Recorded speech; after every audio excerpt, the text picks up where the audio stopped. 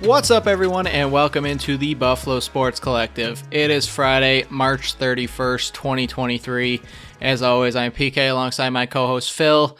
Last day of March here, and Phil, baseball is back. Baseball is officially back. I'm an idiot. Bison's baseball starts tonight, but opening day started as we're recording right now. Our beloved Yankees walked out with a 5-0 victory, so congrats to them. I think the Blue Jays are tied 6-6 as we're speaking right now.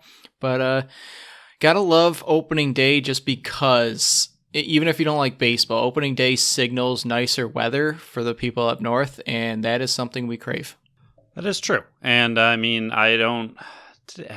today was really cold. I was going to say I don't think I'd ever go to a Bison's home opener because It's usually still very, very cold. And I was going to say, well, today was sunny and not bad, but no, it's still very cold outside. And if I had to sit through an entire baseball game, I mean, the sun would have been helpful, but it's still very cold. And I remember it might have been even last year where we were kind of talking about maybe going to the home opener. I'm pretty sure it snowed or it got snowed out or there was still snowing. So yeah, Buffalo Bison's baseball home openers and early on in the season, it's tough to go watch them because it's still pretty miserable weather. It's either snowing and cold, rainy and cold, generally kind of miserable. So, but like you said, it does signify better weather on the way. Maybe not the early season, but once they really start hitting their stride, that's when we can really enjoy it and go watch a game and be a little bit warmer.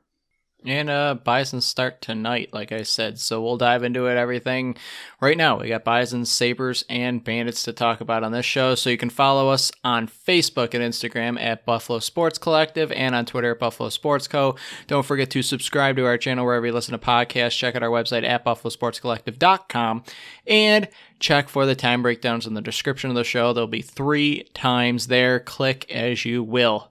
Phil, like I said, I'm a big old dum-dum. I thought the game started on Tuesday. That's just the home series for the Buffalo Bisons. They actually start tonight, so we get to talk about Buffalo Bisons baseball, and for once in the 3rd year we're covering them now, the roster was actually released prior to us actually being able to talk about this. So the roster is as finalized as it will be, as AAA baseball always is. There could be an injury in Blue Jays today as we're recording on Thursday and somebody's brought up, so anything can happen. But as of now, their first games are in Scranton Wilkes-Barre, so they don't get much more warm than they would be in Buffalo. But last year, Scranton Wilkes-Barre was 83 and 67, 3 games back of first place. Buffalo finished 4th place, 76 and 72, 9 games back. But Casey Candel is back on the bench for his 3rd straight season. He finished last year up with the Blue Jays. He has yet to have a losing record with this team. Back in 2021, when we first covered this team, you're welcome, Buffalo Bisons, they won their division, 79-47, that shortened season. He is looking to get back behind the bench again, and the team is very lucky to have him. Yeah, I mean, we were, I don't know if worried is the right word, because we would have been very happy for him, obviously, if He was officially called up and got the coaching job with the Blue Jays. It would have been very exciting. And again, it's a very bittersweet moment being able to cheer for the Buffalo Bisons and cover them as we do, because a lot of these players, we love watching them and love watching them play for the Bisons or coach for the Bisons. And then when they get called up, it's exciting for them and sad for us. But obviously, overall, we're happy for that player or the coach. So to me, it's, again, bittersweet for even him. I mean, he doesn't get the Blue Jays job, but we are extremely happy to have him back as a Bisons coach. He's been an incredible coach for them, dealing with everything that they've been dealing with over the last few years. And like you said, hasn't had a losing record yet. I mean, last year, if you look at the wins, pretty similar. And had they just not played as many games, maybe those losses go away and we're looking at a great season. But but overall, yes, he's an incredible coach and extremely glad to have him back in what looks like could be a pretty solid Bisons roster. Yeah, before we dive into the actual series and the team itself, playoffs are going to be back this season, and it's a bit weird. It's a bit different than it has ever been before. Now, the league's going to be broken down in 2 halves. The first half is going to be running from today, Friday, until June 25th, and then the second half is going to be running from June 28th until September 25th. Now, the International League, which the Bisons play in, 2 teams are going to make playoffs. the team that finishes first at the halfway mark, which runs until June 25th, like I said, will be the first team, and they're going to host a 3-game series versus the team that wins this second half of the season. Now, they're going to play a best of 3, like I said. The winner will advance to a 1-game playoff to face the top team in the Pacific Coast League. Now, if you haven't listened to our BSC draft about minor league teams, a lot of the teams we picked are in the Pacific League, sadly, that we don't get to face them. But it's going to be a 1-game take-all on September 30th. My biggest question, Phil, here is, and I don't think anybody answered this, what happens if the same team has the best record in the first half and the second half? Do they just advance to the finals? I don't know. It's just, if you win both, well, congrats. You're beating yourself. You get a little time off, and you are automatically guaranteed. That would be a fun way to do it. I mean, kind of gives, because in a weird way, I mean, obviously you're going to keep trying to win. You're going to keep playing your best baseball. I mean, all of this is to move up to the big league club. So I'm not saying they're just going to give up or cancel the second half of the season, but the team that wins the first half doesn't have as much to play for in the second half, because I mean, your season's literally halfway done, and you're guaranteed a playoff spot. And you're like, okay, well, second half of the season, we can chill and tune up and make sure everyone's healthy, and let's go have some fun playing baseball. But I do like that AAA keeps changing things up. I mean, it's doing it a lot because of COVID and just different reasons that they've had a lot of different playoff structures over the last few seasons. But it's fun to see that they just aren't scared to mix it up and keep changing and keep trying different things to find something that's going to work best for their type of league, their style of play, everything that kind of goes on in AAA. And I like that they're just not scared to keep changing it and not stuck in one very singular way of thinking or, kind of playing the game. And that's what we're going to stick with no matter what happens. It's kind of fun that they keep mixing it up and trying new things.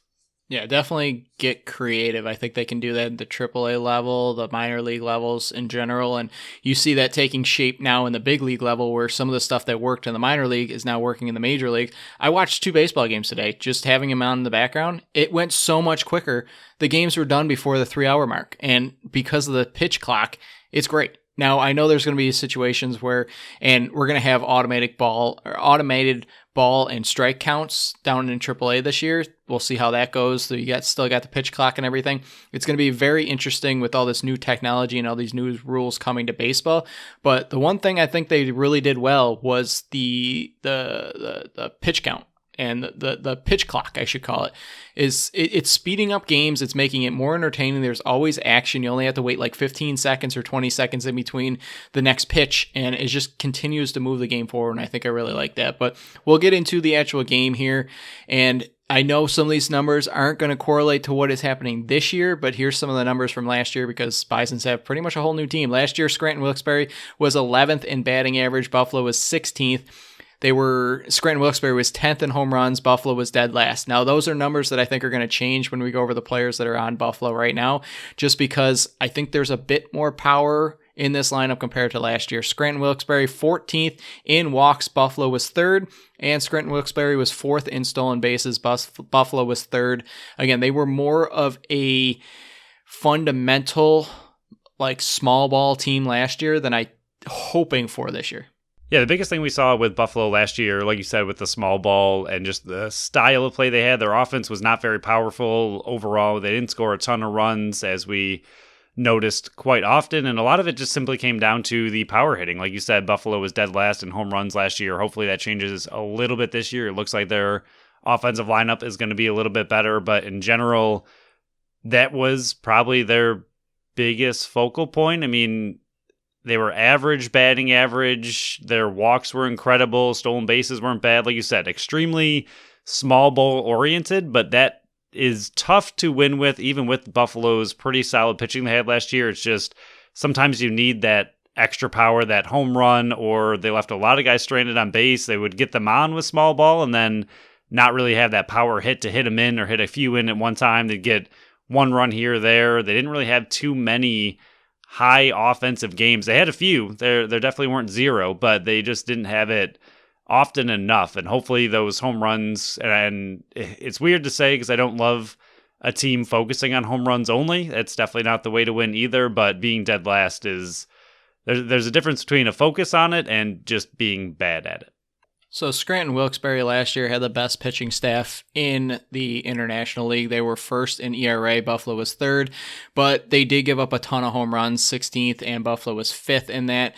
They were 12th in walks allowed. Buffalo was 18th, and then with the strikeouts, big difference here. Scranton Wilkes-Barre was third. Buffalo was 14th. But again, a lot of changeover between the two teams. A lot of this changeover happens in the minor leagues, as we've known for the past 2 years, going into our third year of covering this team. But it's definitely stats that you want to keep an eye on just to measure what difference between the two teams. Last year was a lot small ball and relying on your bullpen. This year, hopefully they have an actual starting rotation, which seems like, at least going into the first series, it looks like they might have an actual starting rotation. At least more than one.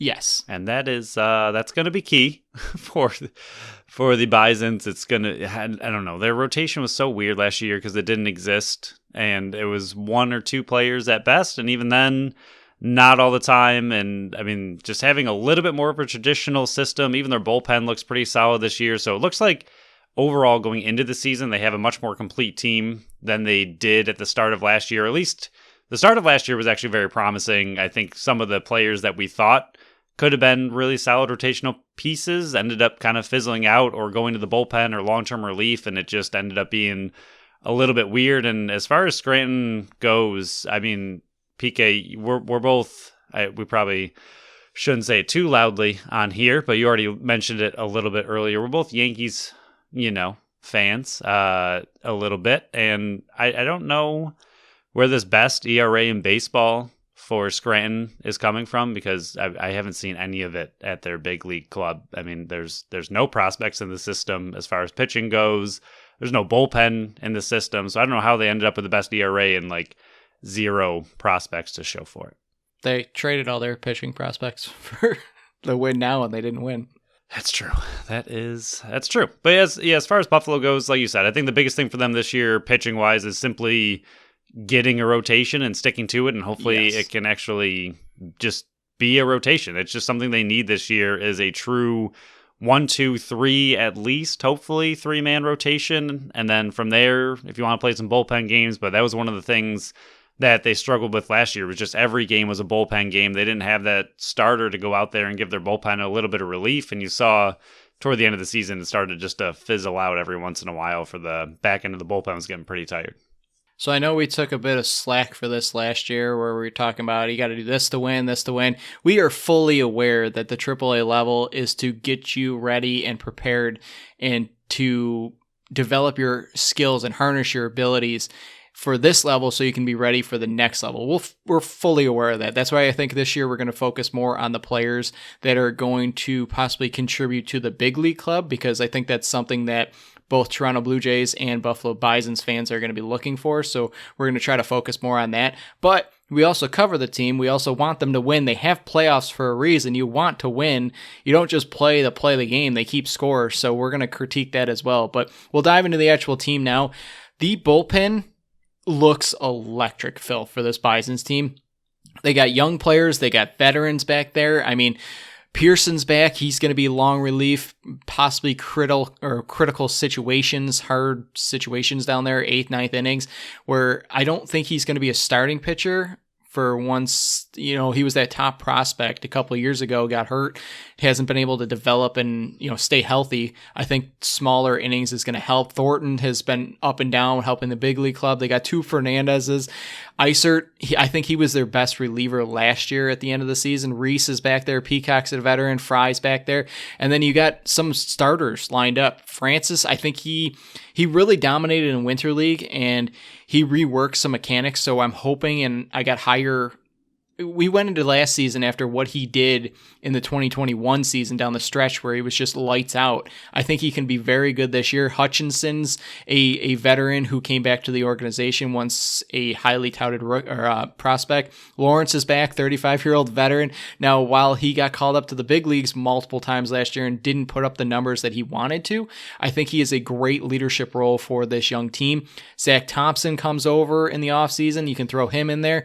And then, you got some of the other guys, like one of the top prospects in their system in Zaluta. I'm going to call him Zulu from now on, and Hayden Jurgen, both of those guys came over and played a bit of time last year. Zulu only had 4.2 innings pitched, and then Hayden Jurgen only played 32 and a half innings with the with Bisons last year, but both of those number 3 and number 10 prospects in the system. You had an Adrian Hernandez who was electric to start his career down there. This bullpen and the starting rotation could be dominant for the Buffalo Bisons this year.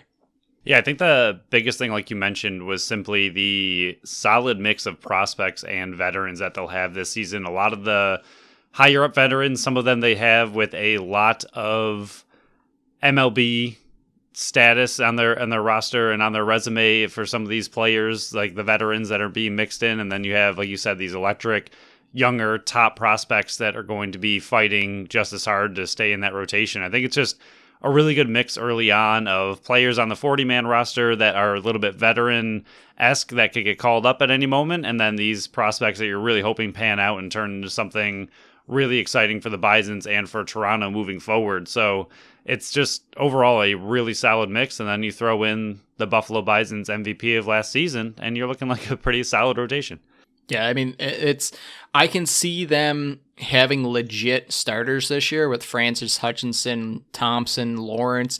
You're still trying to figure out who that fifth possible starter would be. And I know the Herd Chronicles was able to interview Casey Candell, and he said that his hope is to have an actual starting rotation. But my thing is, your bullpen is so electric back there, where last year, when you were going so many bullpen games, you were kind of running thin on your bullpen guys because you were throwing them out there every other day. And if they're not used to that, where you're throwing them 1, 2, 3 innings sometimes, where they're putting them in situations where you typically wouldn't be doing it. And I know AAA, you kind of want to do that to get these guys used to it. So when they go up to the big league club, it's a farm system for a reason. You get them used to these situations so they're good when they move up. But I think you might be able to see these guys go 5, 6, 7 innings, but they might also be on a shorter leash just because you have such a top-notch bullpen back there. But Phil, we'll move on to some of the hitters here. I think this is another situation like the arms that we were just talking about, where it's young guns and some veterans mixed in. You got Addison Barger, who's one of the top prospects in the system. You got Spencer Horwitz, who's coming back. He made his appearance midway through the season last year.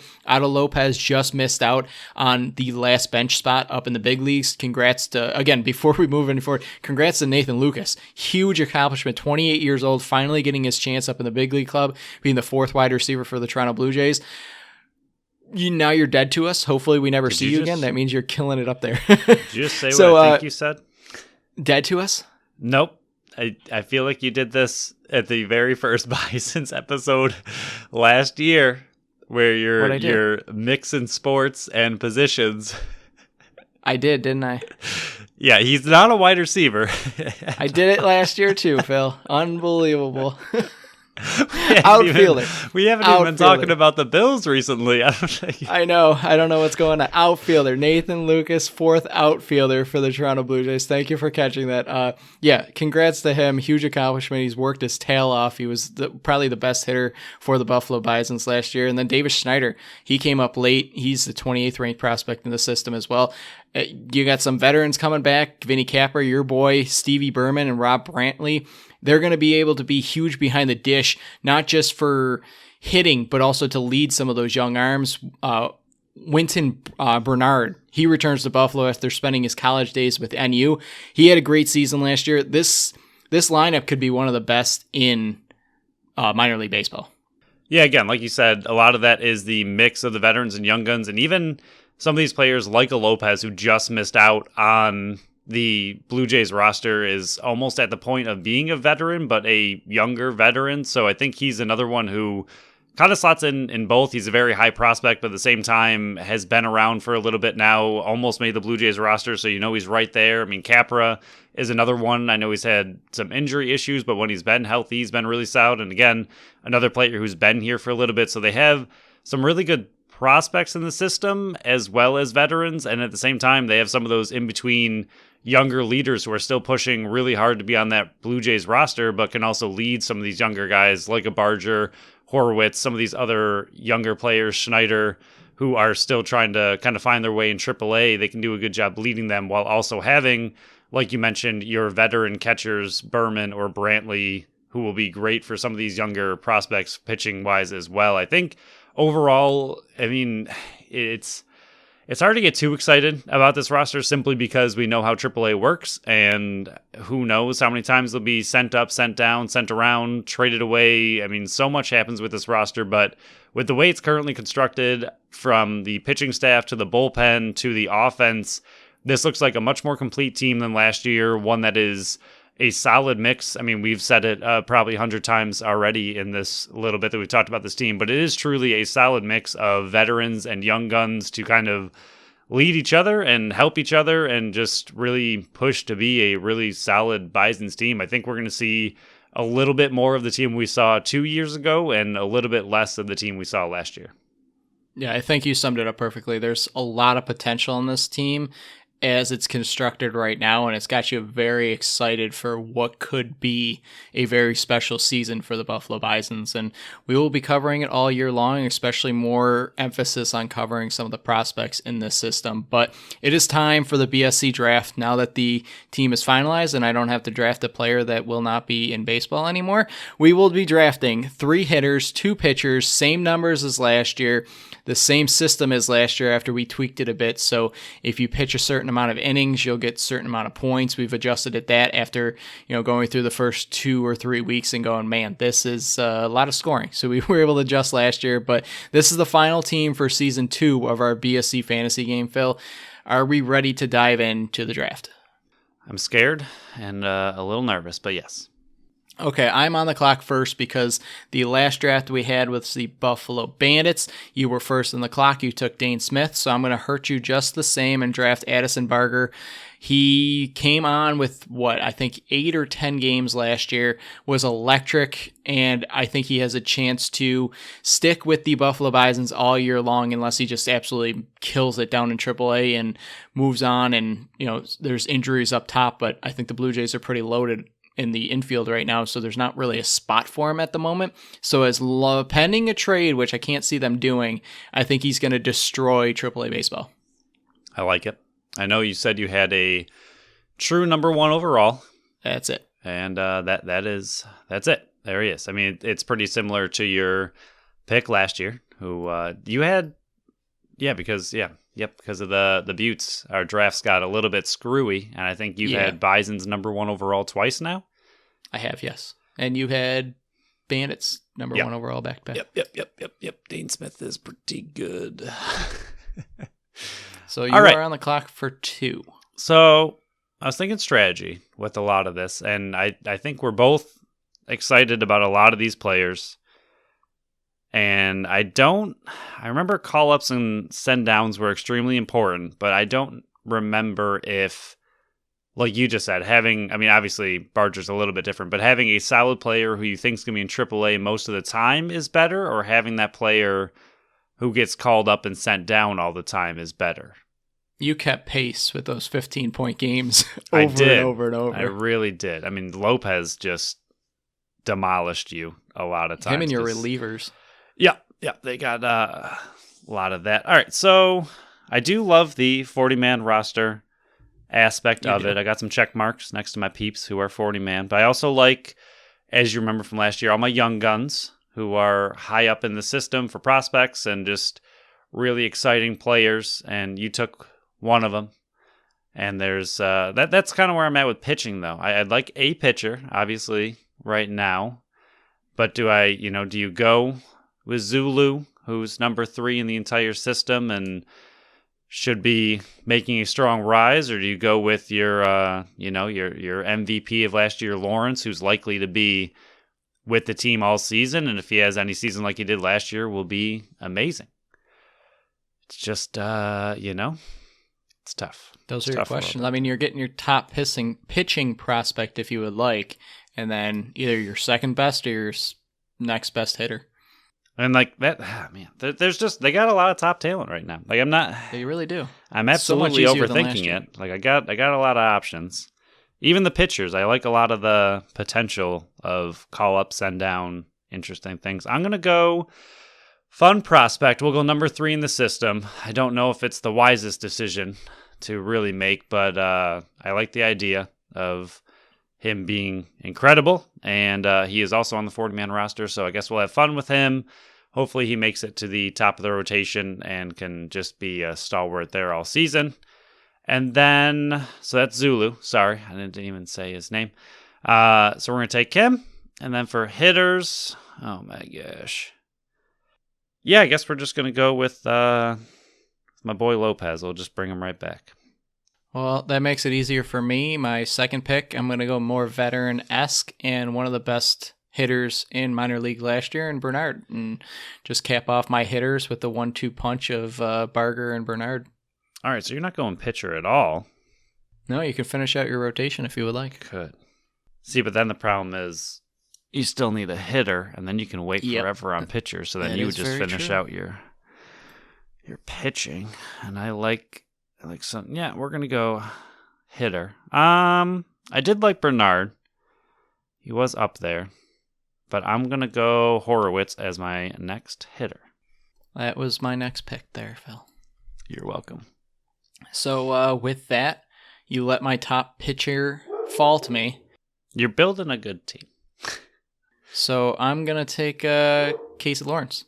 All right. So now I'm screwed. I either finish out my pitchers or I finish out my hitter. So either way, that's the way a draft works, Phil. You get to sit on something. Okay. What is the drop off next? That's the question. 'Cause I feel like their pitchers, they got a lot. I feel like the hitters, even though I like some of the other hitters, don't know if they're, I don't know. I feel like the hitters are just tough to predict something. Like, I don't know which catcher is really going to be out there. That's kind of confusing.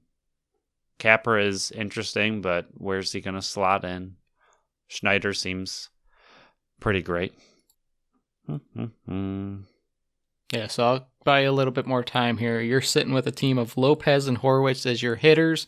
You got Zulu as your one pitcher. You got a hitter and a pitcher spot remaining. That didn't help at all for the record. I mean, I knew what you were trying to do, and it's not really that big of a deal, but it is at the same time. All right, I'm going to go with a pitcher, I guess. We're going to go with Pearson. And that was my next pitcher. You stole him. I'll take it. I'll take that as a victory. So with that means I get to wait on pitchers, and I get my next best guy, and I get to steal him from you. Vinny Capra is coming to my team. All right. I do like Capra. So that means you get to finish off your team with your last hitter. I think, and I don't know if this is the right option, but I think I'm going to go Talley because he was around a lot and had a pretty good season. He really did. It was between him and Schneider for me. It's hard to tell which one's going to get the more at-bats, but with the designated hitter that's also down there, you got a good shot of both of them being contributing. So I got my last pick here, pitchers. Nate Pearson was my second choice. So I'm just going to go with my third choice because Zulu was my fourth choice and pick Zach Thompson and hope that he gets one of those starting rotation spots. Yeah, pitcher was interesting because I also had Junger and Thornton as really good options for pitcher. Pitching had a lot more options to me than hitting. Even though we like the hitters, I feel like pitching depth this year is insane. Yeah, there's a lot of them. All right, so my team is Zulu and Pearson pitching, Horowitz, Lopez, and TJ Talley.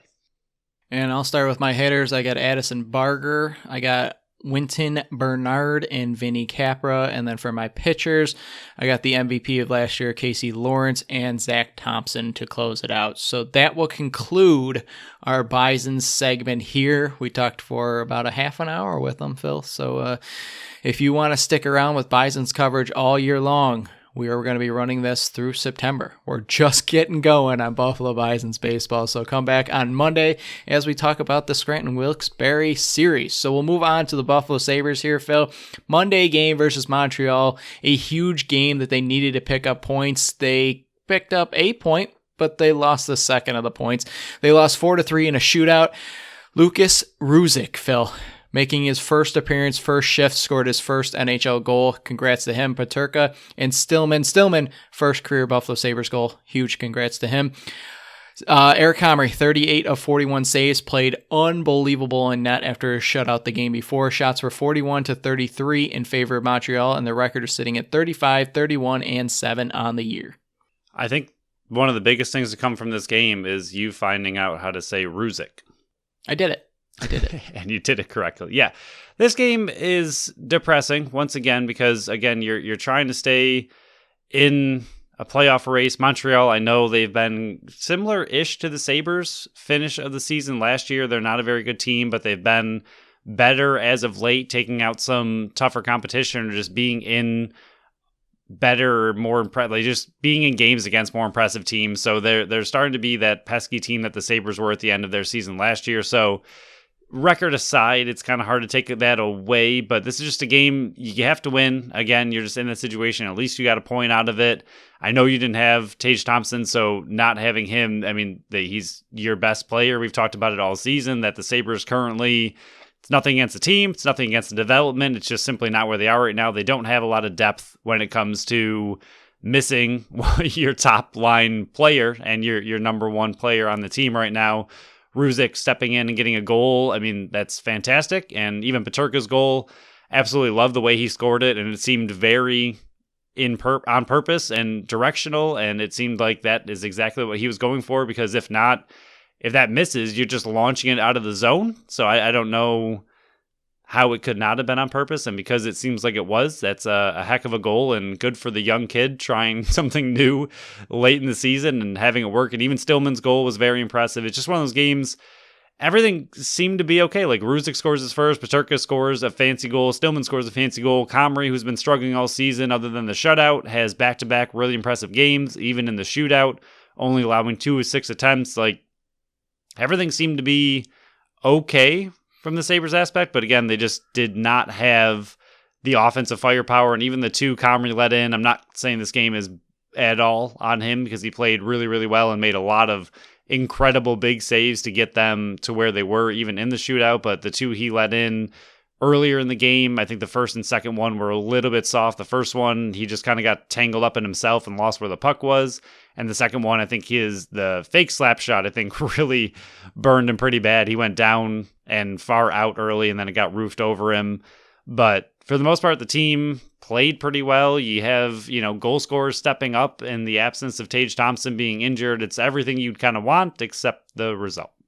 Yeah, I'll talk about Ruzic first. I really liked his game. You could tell he was battling in front of the net, wanting to get to the dirty spot, and that's how he got his first goal, was he outboxed the guy and the puck went right to him. I don't know if that was a pass from Jost. If it was, unbelievable. If it was a missed shot, great bounce back for him. But I really liked Ruzic's game. I thought he filled in, like you said, for Middlestat went up to the top line. Ruzic came in his spot, and I thought he played really well. I think he is a future NHL player, and I think he has an opportunity to take one of the fourth line roles next year and be that energizer guy that chips in 10, 15 goals for this team. I think what he did this year in AHL after missing a lot of last year, I think he has a bright future for one of those depth role wingers on this team. But I thought, Comrie played really well, back-to-back great games for him. But he kept the team in it. It's just this team hasn't learned how to play with the lead yet. And I think that's going to come with time. That's going to come with experience.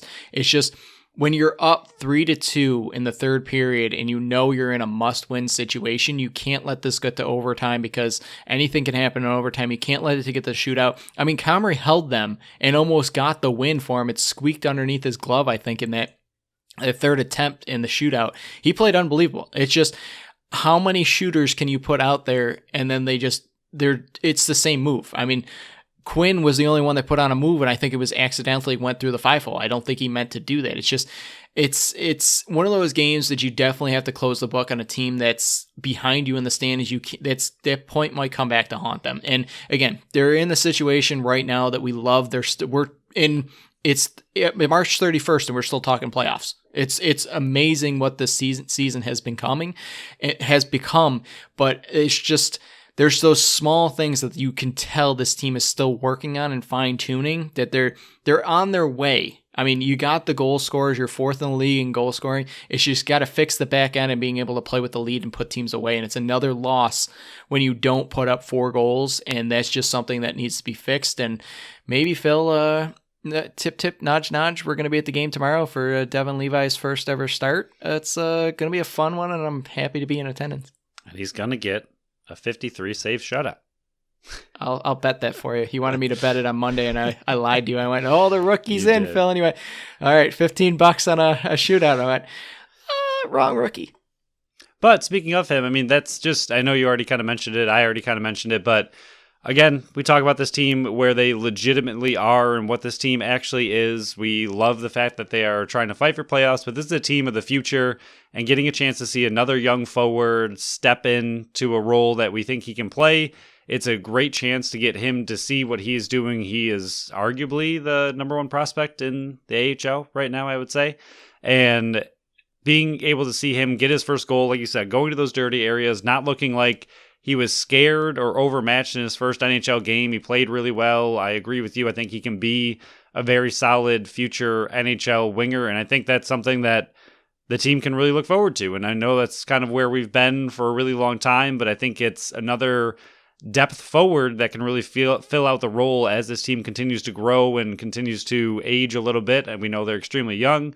So he might have a really solid, fair shot at making the roster next year, and he's going to likely add some very good depth scoring to this team. And it was exciting to see another young forward stepping up and looking pretty solid in his first NHL game.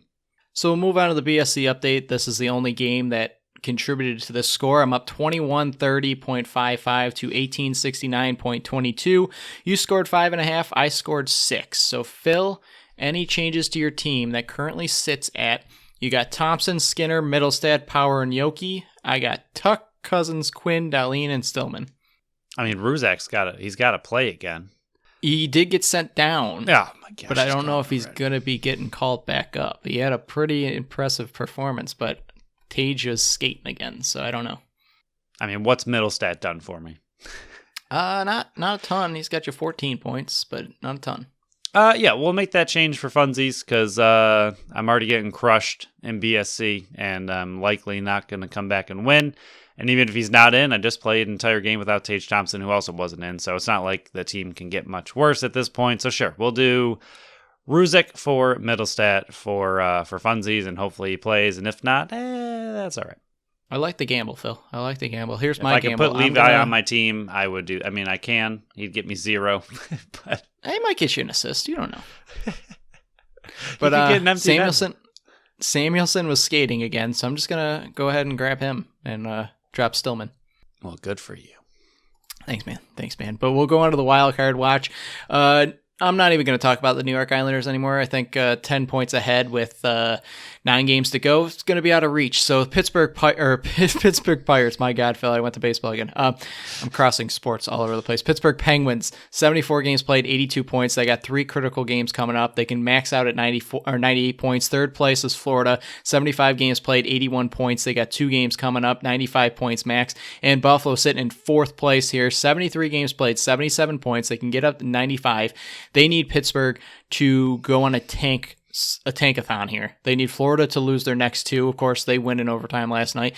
And then Buffalo, they're 5 points out with 1 game in hand. They can make up some ground here, but they need to be upset alert all the way here. 9 games to go, 3 at home, 6 away. Thank God they're 6 away because they play better on the road than at home. But huge weekend series coming up with New York Rangers tonight, which will be in attendance for Levi, and then Philly on Saturday. You can't lose to Philly, try to steal a point from the Rangers, but pretty much the rest of the way, you got to go like 7-1-1 and hope you get a lot of help. And it's possible?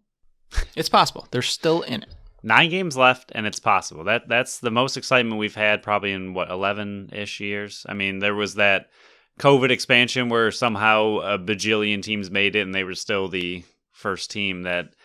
I don't even know how to say it. Highest scoring team that didn't make it? Is that what we're going with? Even with the expanded playoffs, you still couldn't sneak in. But I mean, yeah, nine games left, still in it, still talking about playoffs, and I think even though I'm not settling for it, this is probably as exciting as of a season as we've had in a very long time. So I will take it. So I got my last segment here, and you can chip in if you want, but we can have serious PK hot corners. So this is my PK's hot corner for the night. Pride night was Monday, and we try not to shy away from tougher topics of conversation. We've had multiple conversations here after the DeMar Hamlin incident, multiple other conversations, the Deshaun Watson situation last year.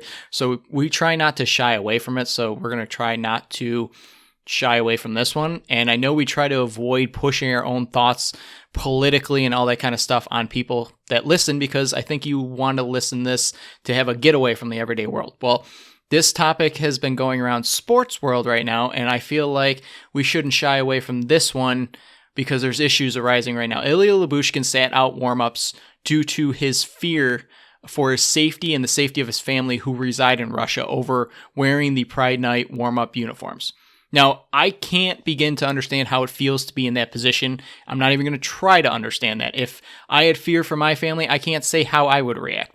So this is not me trying to speak badly about his decision to remain in the locker room, because everyone else was on the ice. Everyone else supported it. The pregame was awesome. Everything that they did for that night was awesome behind it. So I don't want to just negatively look on one player that chose not to do it. There could be legit fears about wearing the Pride jersey. I have no idea what it would be. My main issue, though, is why would he draw the line at the Pride jersey and not the military one he wore in warmups on Friday night? Now, again, not getting political, anything like that. U.S.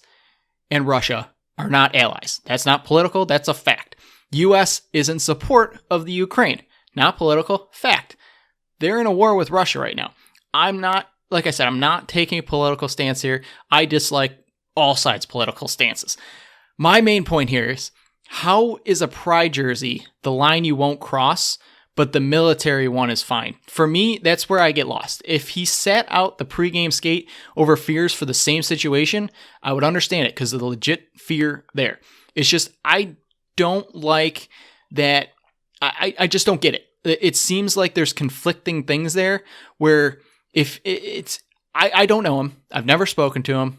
Nothing like that. He has never said anything negative about this situation.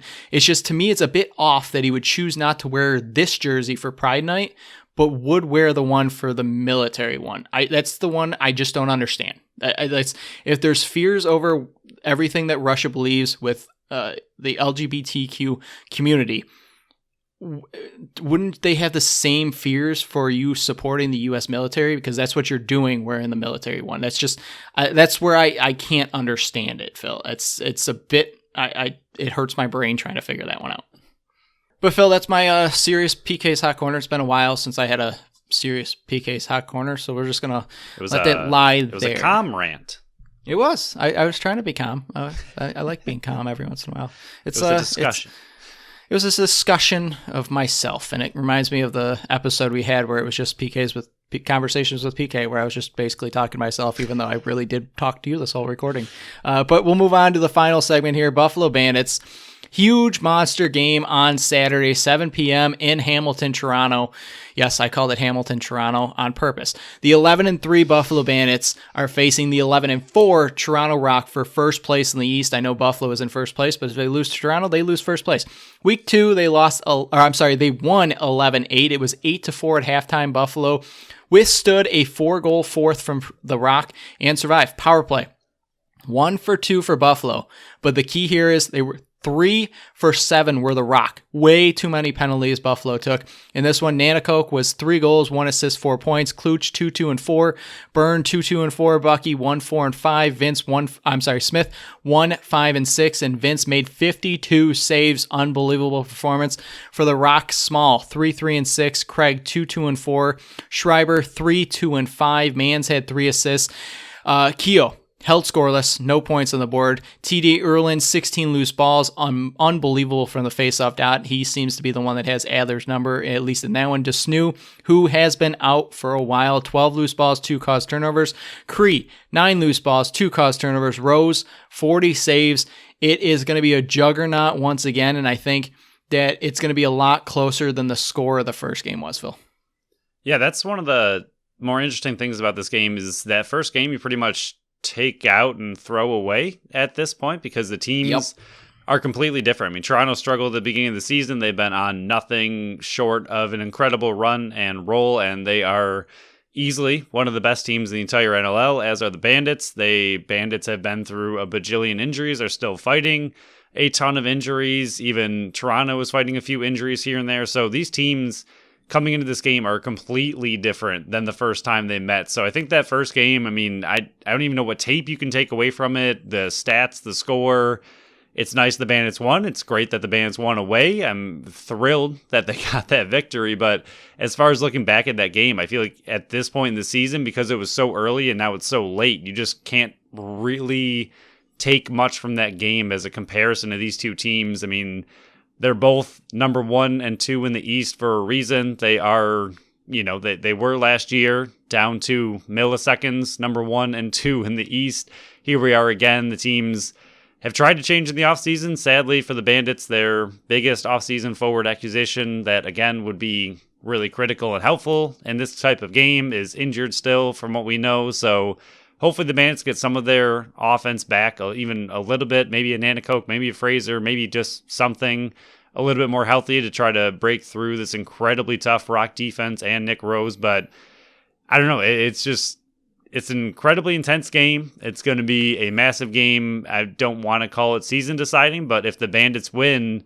they're looking really, really good and set up extremely well for the rest of the season. If they lose, they still have a chance to take back that spot later in the season and still have a good chance of getting number 1 in the East. But if they win, this is a massive, massive game for who's going to end up taking number 1 in the East. And the comparison is very tough to do. So we'll go over some numbers in the forwards here. Buffalo, goals for 12.14. That has slipped a bunch in the last 4 games. They're still tied 3rd in the East.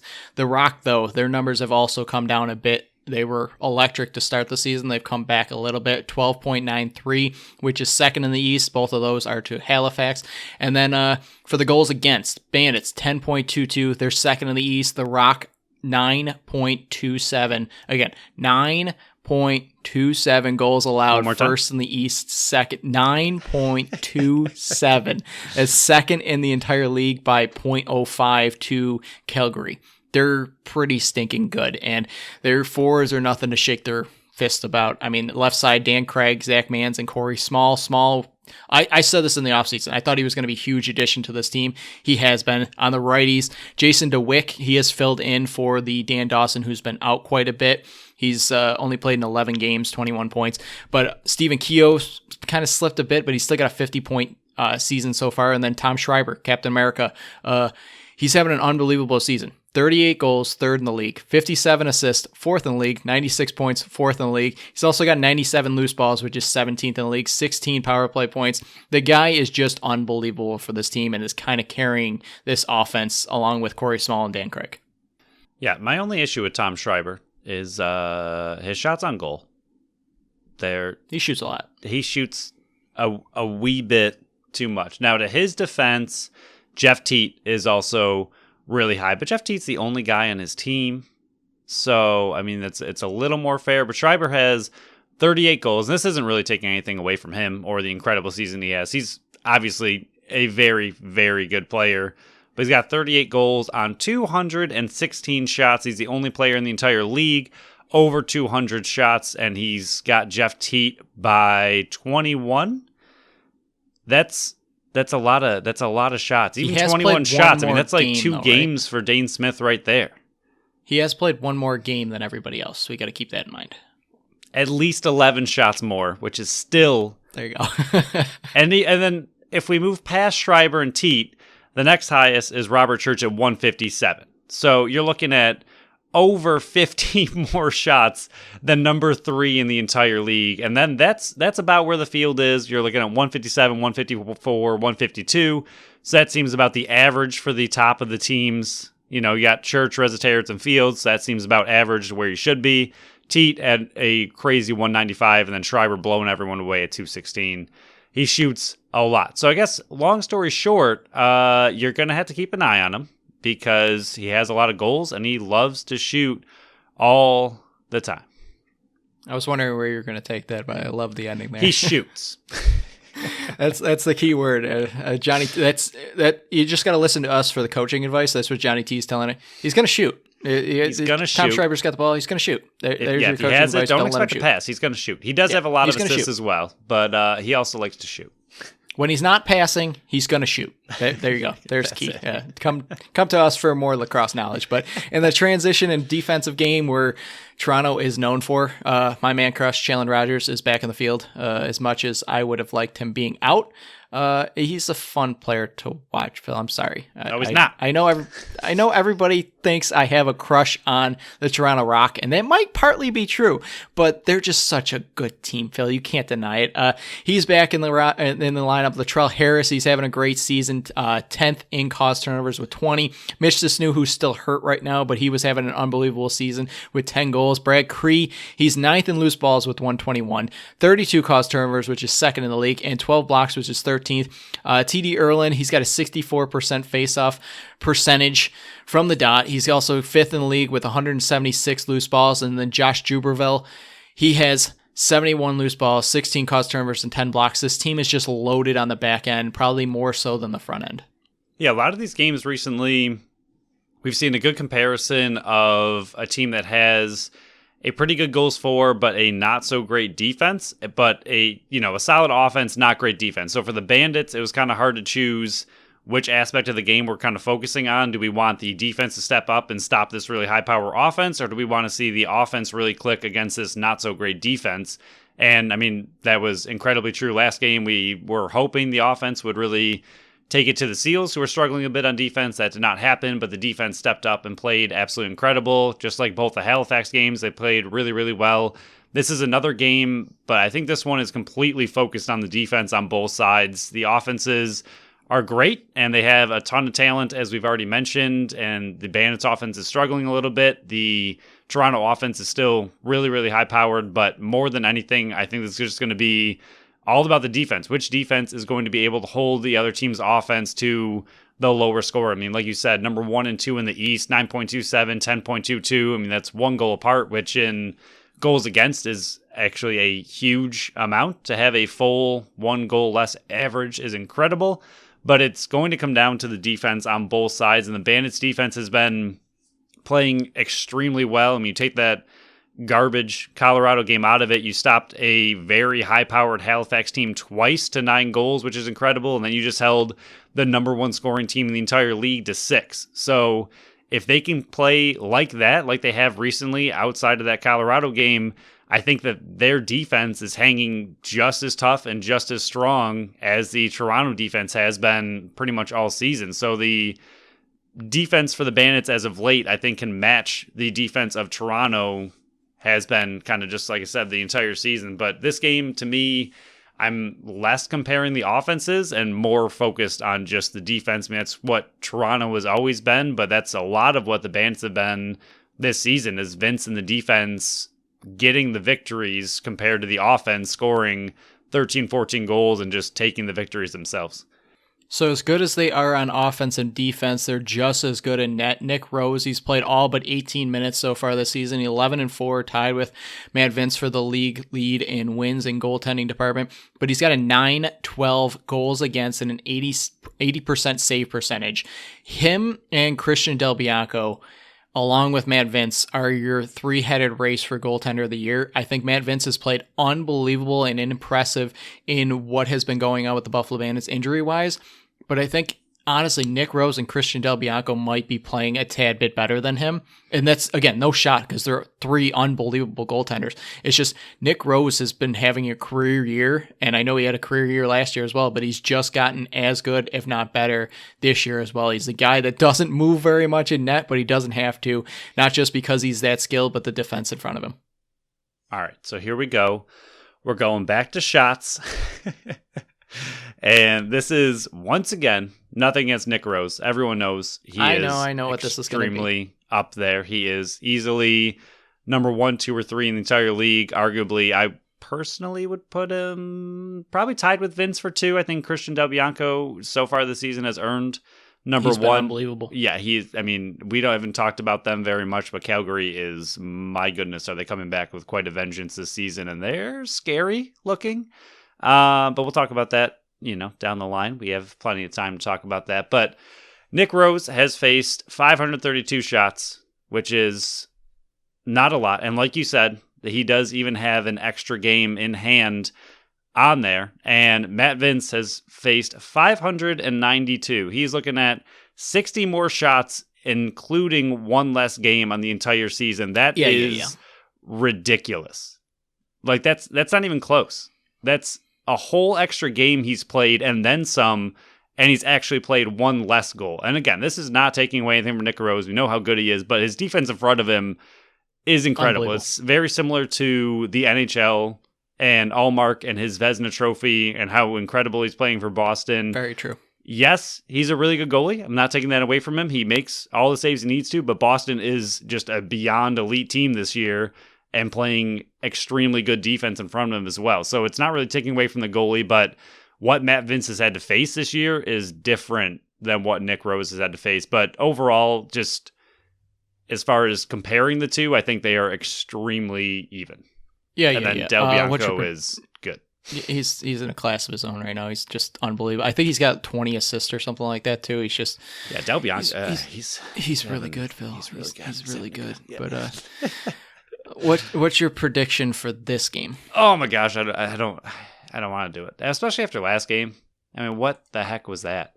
I know no one's going to predict a 7-6 victory, but we weren't even like, it might be 10-9. It's going to be close. We weren't even close. We expected fireworks, high flying, exciting game, and we got the lowest scoring victory for the Bandits in we'll put it like franchise history. If they combine the 7-6 score, they wouldn't even passed either one of my team's prediction for their own goals. I had 16-14.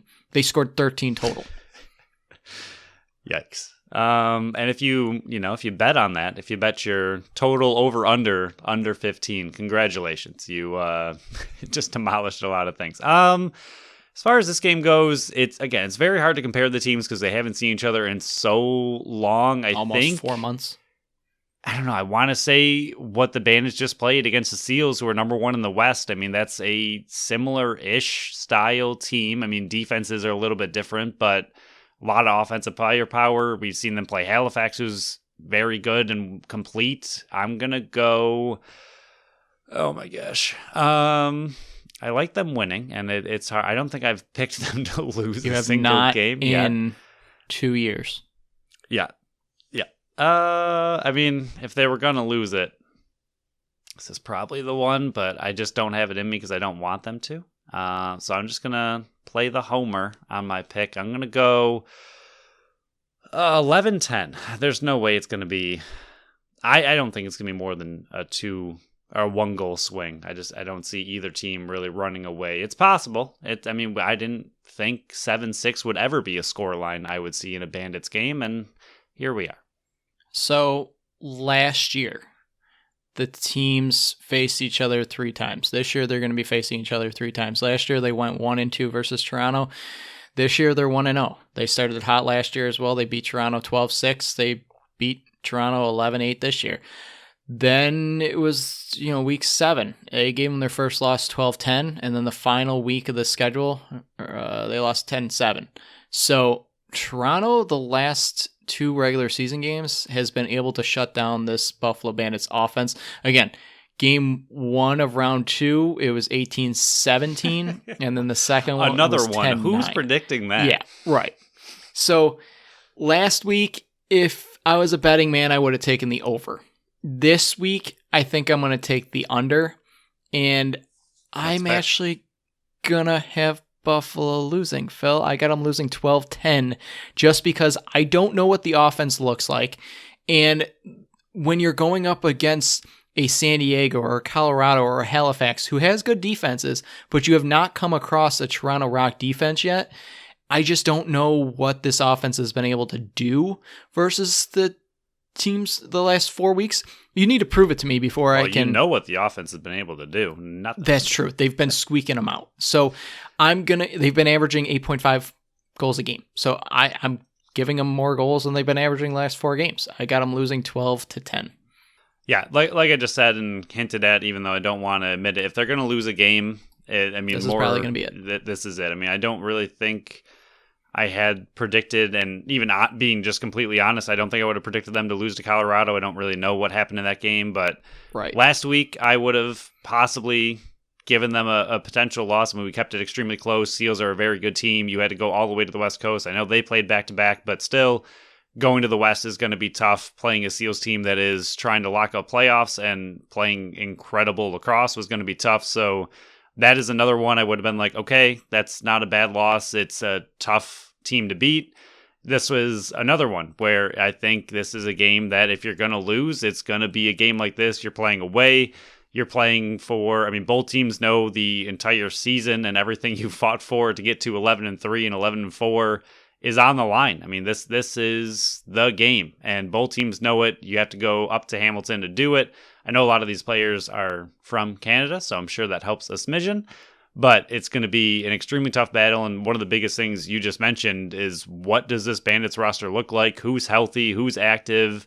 I mean, even if someone like Nanticoke can get back in there, who's been questionable for a while, he hasn't played in 3 weeks, so what is he going to look like? Fraser had that pregame injury, even if it wasn't that serious, and he's back. He's only played 1 game, so what is he going to look like? It's just, there's a lot more question marks to me on the Bandits side due to roster issues. If both teams were playing full strength and healthy, I think it'd be a very close battle, but I would probably confidently give it to the Bandits. But with the way the Bandits roster currently looks and the way their offense has been playing as of late, going up against the number 1 defense in the East and an absolutely elite defense is going to be not an easy task. So, I mean, again, if they're going to lose one, sadly, this is the one you're going to probably be stuck losing. But if they pull it out, then, I mean, it's something we've seen them do all year long is find a way to win. That's kind of been the motto of their season. It's what championship caliber type teams do. And somehow, some way, they have found a way to win in many, many situations that seemed like an uphill battle. This is another one, and I wouldn't put it past this team finding a way to win. So, Phil, BSC changes. You got Smith, Nanticoke, Cloutier, McKay, and Spanger. I got Byrne, Fraser, Buchanan, Priolo, and Weiss. Are you changes your team at all? I know probably you would just sub out Nanticoke, but I don't know who the heck you would sub in for him. A lot of question marks, as we just mentioned. That's what my team's filled with. Run them back one more time so I can just think for a second. Smith, Nanticoke, Cloutier, McKay, Spanger for you, Byrne, Fraser, Buchanan, Priolo, and Weiss for me. I don't know, like Nanticoke for Macaulay? That is a question mark. I'll help you out. I'm not making any changes, so you got the free reign if you're taking anybody. I know, but I also don't really want to lose Nanticoke. He's been playing pretty well when he's... Even if you drop him, I'm not picking him up, so you're good. Been out there. Yeah, I guess we'll go Macaulay for now. Because I really don't know if Nanticoke's going to play anytime soon. Very, very true. I mean, he was questionable last week. Been questionable for weeks. Yeah, that's very true. But we'll figure. I mean, he'll get in there. He'll get 6 goals, and I'll feel sad. But I'll take it for the Bandits. I mean, he's capable of it. Maybe all he needed was just to get off your BSC team. That's very possible. That's happened in the past. A lot of times. All right, guys, so buckle up. We got a lot of milestones here. Ian McKay is 5 loose balls away from 100 on the season. It would be his second time passing the century mark, and he is 10 loose balls away from setting a new career high. Nick Weiss is 4 loose balls away from passing 100 for the season. It would be his third time in his career. Ian McKay, once again, 2 points away from 100 for his career. It would be the 36th Bandit ever to record 100 points in the black and orange.